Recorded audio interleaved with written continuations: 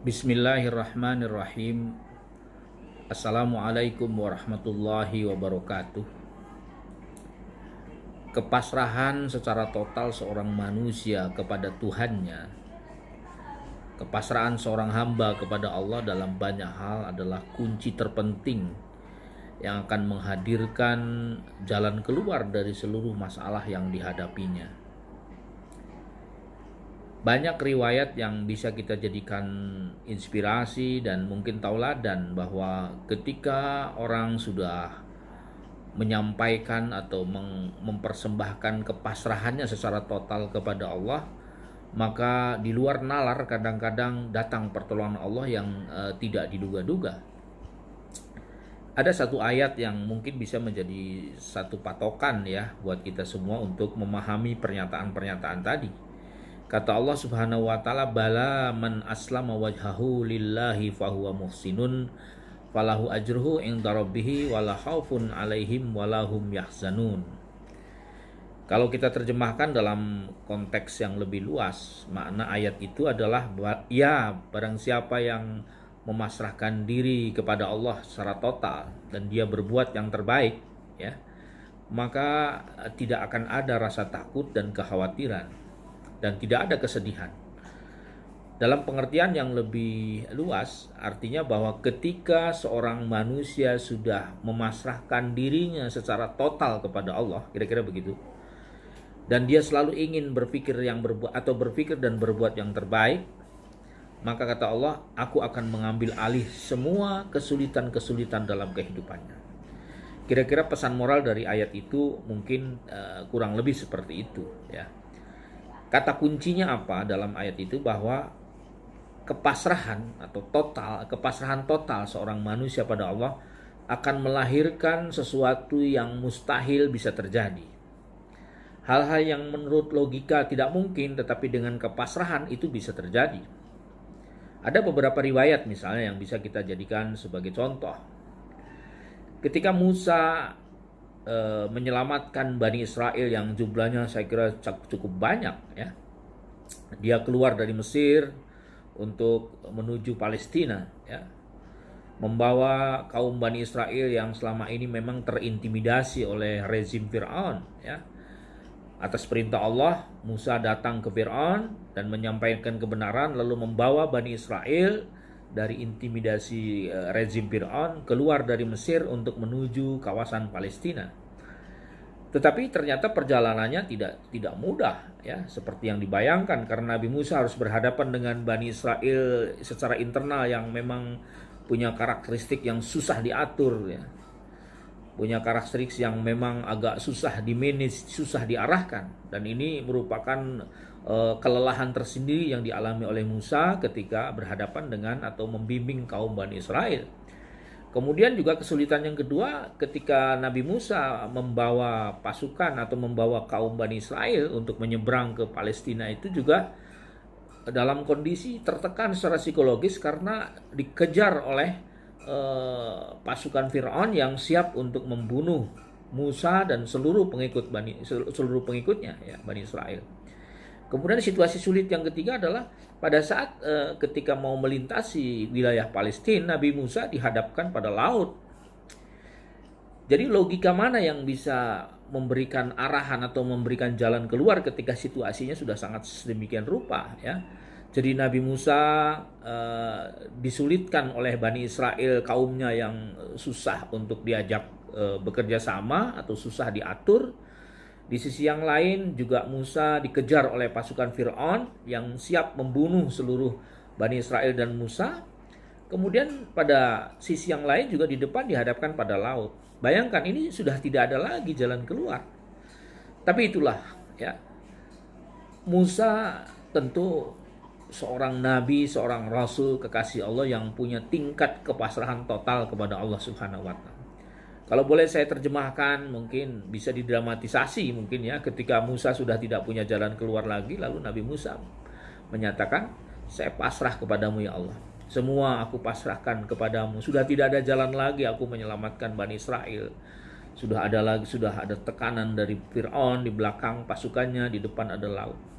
Nah, disitulah kondisi sulit kondisi sulit Nabi Musa yang memang terkepung oleh situasi yang sangat sulit bagi dia untuk menyelamatkan diri, akhirnya tetapi dengan kepasrahan yang total dan bulat kepada Allah, turun pertolongan Allah yang di luar nalar.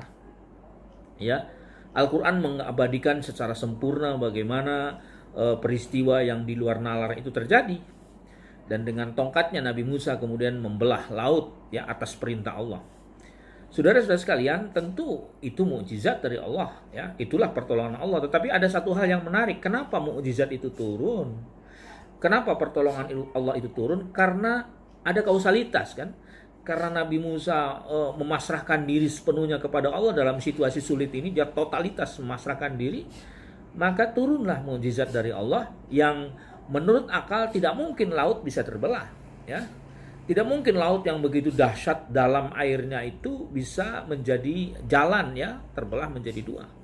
Nah, ini tentu bukan satu dongeng ya, tetapi ini betul-betul sebuah riwayat yang secara absah dijelaskan oleh Allah di dalam Al-Quran.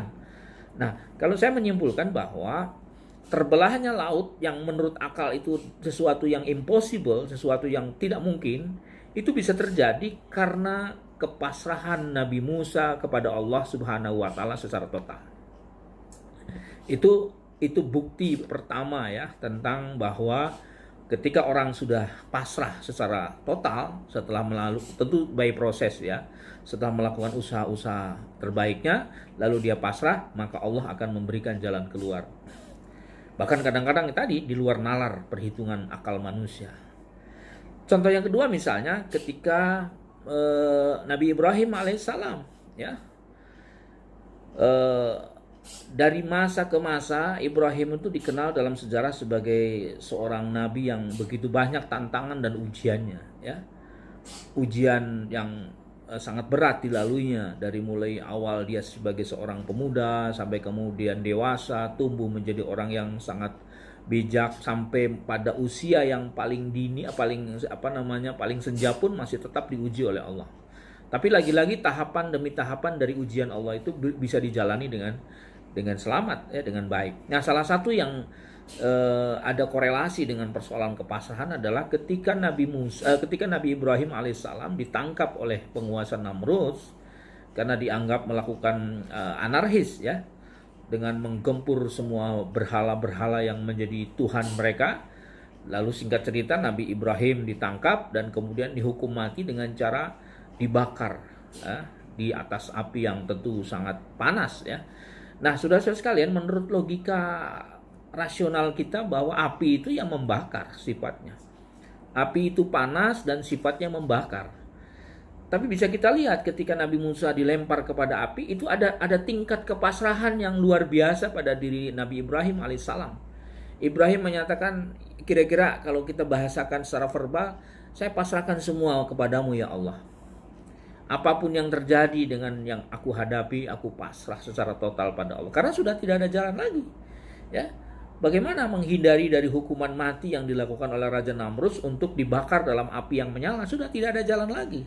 Akhirnya ya sudah pasrah kepada Allah Subhanahu wa taala. Nah, kepasrahan Nabi Ibrahim alaihissalam itu kemudian lagi-lagi menghadirkan mukjizat dari Allah, dan Allah perintahkan kepada api, wahai api, dinginkan ya, dinginlah engkau atas Ibrahim. Jadi maksudnya bahwa api diperintahkan oleh Allah untuk tidak membakar Ibrahim. Nah, sekali lagi bahwa itu bukan semata-mata mukjizat, tapi ada kausalitas. Kenapa mukjizat itu turun? Karena ada seorang hamba yang bernama Ibrahim yang secara total memasrahkan diri hidupnya kepada Allah ketika sudah tidak ada lagi jalan keluar yang bisa dilakukan. Akhirnya Ibrahim pun selamat. Itu contoh kisah yang kedua bahwa ada korelasi positif antara kepasrahan ya dengan turunnya jalan keluar dari Allah Subhanahu wa taala. Dan saya kira kisah yang lain misalnya kita lihat Nabi Ayub alaihissalam ya.